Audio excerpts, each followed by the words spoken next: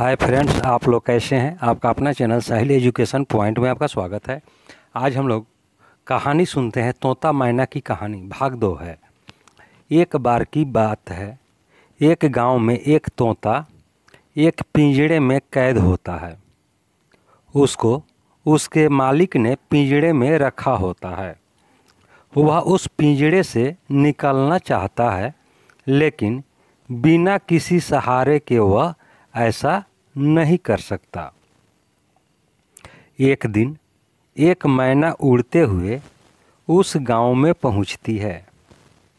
वह तोते के पास जाती है और तोते से पूछती है कि तुम इस पिंजड़े में कैसे कैद हुए।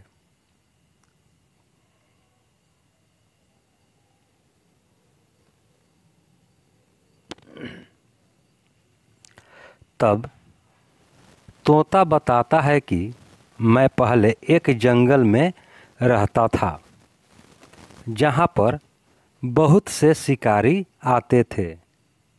एक दिन एक शिकारी ने मुझे और मेरे कुछ दोस्तों को कैद करके शहर में बेच दिया, जिसके बाद इस घर के मालिक ने मुझे खरीद लिया और खरीद कर पिंजड़े में रख दिया। मैं अब इस पिंजड़े में नहीं रहना चाहता। मैं भी तुम्हारी तरह आज़ाद घूमना चाहता हूँ। इसमें क्या तुम मेरी मदद करोगी?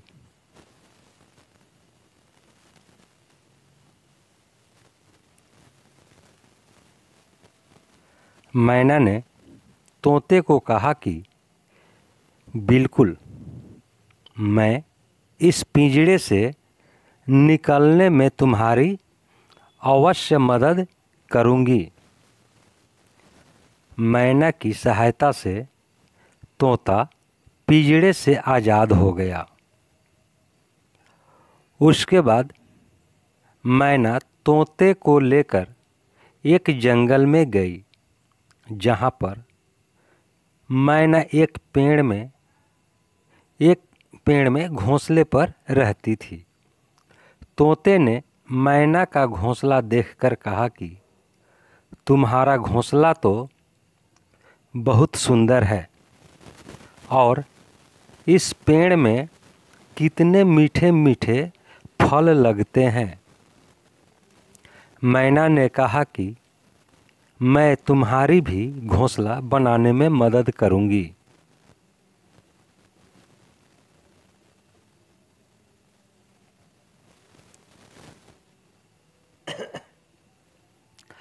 तुम तब तक मेरे घोंसले में रह सकते हो। मैना की मदद से तोते ने कुछ दिनों में एक सुंदर सा घोंसला तैयार कर लिया।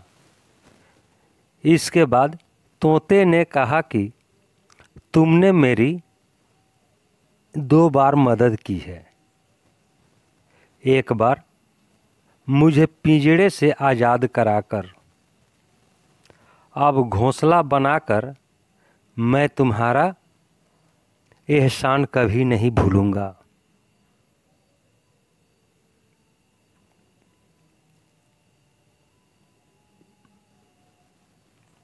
इस पर मैना ने कहा कि जब भी मुझे मदद की ज़रूरत पड़े तो तुम भी मेरी सहायता कर सकते हो।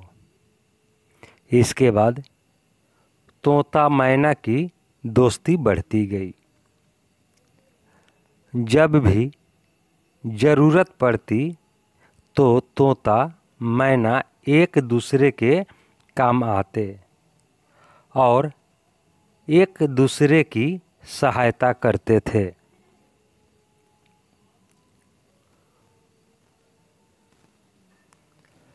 यह बात पूरे जंगल में सभी जानवरों को पता लग गई, जिससे सभी उन दोस्तों की दोस्ती की दाद देते थे।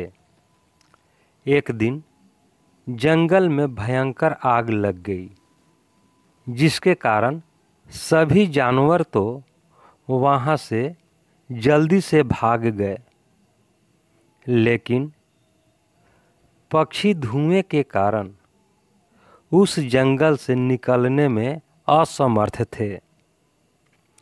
इसलिए तोता मैना ने मिलकर पक्षियों की सहायता करने की सोची।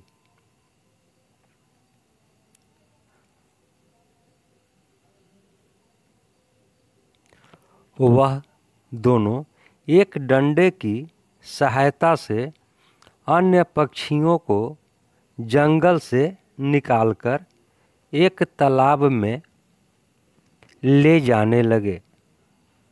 उन्होंने सभी पक्षियों को तालाब तक पहुंचाया, लेकिन बाद में तोता मैना खुद उस जंगल की आग में फंस गए। जंगल में आग काफ़ी बढ़ चुकी थी, जिसके कारण पूरे जंगल में धुआं हो चुका था, जिससे तोता मैना को कुछ भी नज़र नहीं आ रहा था।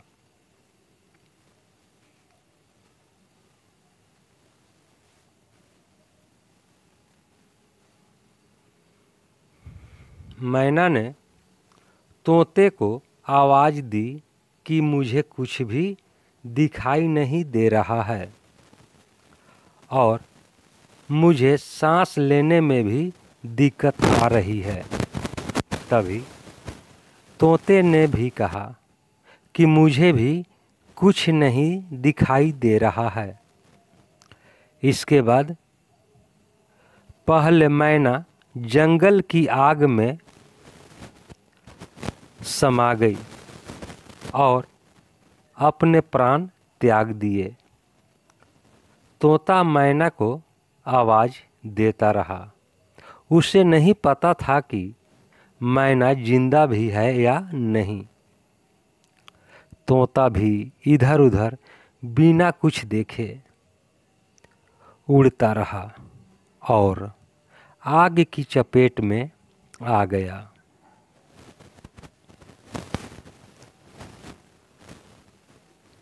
दोस्तों,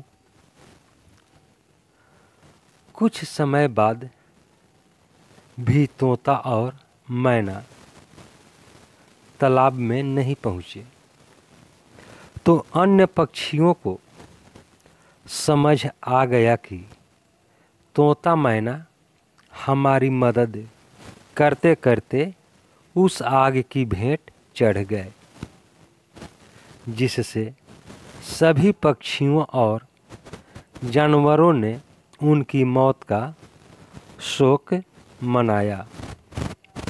इस तरह तोता मैना की सच्ची दोस्ती अमर हो गई। दोस्तों, यह कहानी आपको कैसी लगी? कहानी को लाइक करें, शेयर करें। चैनल पर नए हैं तो चैनल को सब्सक्राइब कर लें, बेल आइकन का बटन दबा दें, जिससे कि जो भी वीडियो हम अपलोड करें सबसे पहले आप तक पहुंच सके। ऐसी कहानी आपको मिलती रहे। हमारे इस चैनल पर बहुत सारी कहानियां हैं, आप उसे ज़रूर सुनें। अब हम लोग अगले वीडियो में मिलेंगे, तब तक के लिए जय हिंद, जय भारत।